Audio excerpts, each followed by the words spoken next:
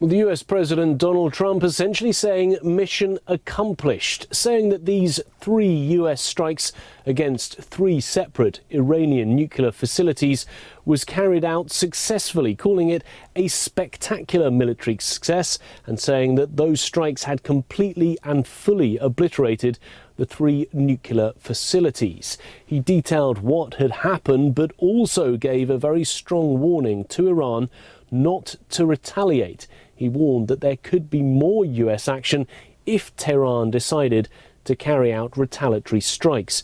In that warning, he said that future US attacks will be far greater and a lot easier. He said this cannot continue. There will be either peace or tragedy for Iran.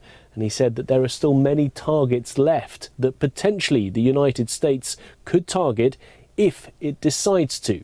Now, it's unclear if this latest round of retaliatory strikes by Iran against Israel, strikes that have taken place since the US military action, will constitute, in the US president's eyes, retaliation.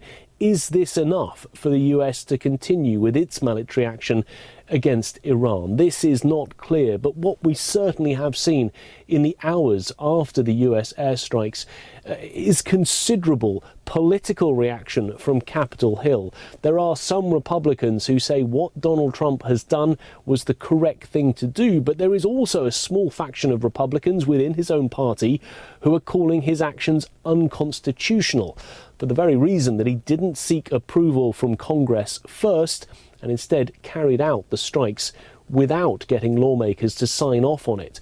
From the Democrat side, they are furious that there was no warning of these strikes and there was no approval from Congress. The Senate Minority Leader, Chuck Schumer, has said no president should be allowed to unilaterally march this nation into something as consequential as war with erratic threats and no strategy.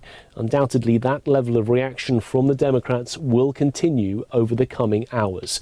And we are expecting an update from the Pentagon in the coming hours as well. The Defense Secretary Pete Hegseth will be speaking at the Pentagon at 8 a.m. Washington time on Sunday, likely giving details about exactly what transpired with those US strikes against Iran. And we probably will see more warnings from him, like from the president, that if Iran retaliates, the United States is standing ready to respond. Nick Harper, SABC News, Washington.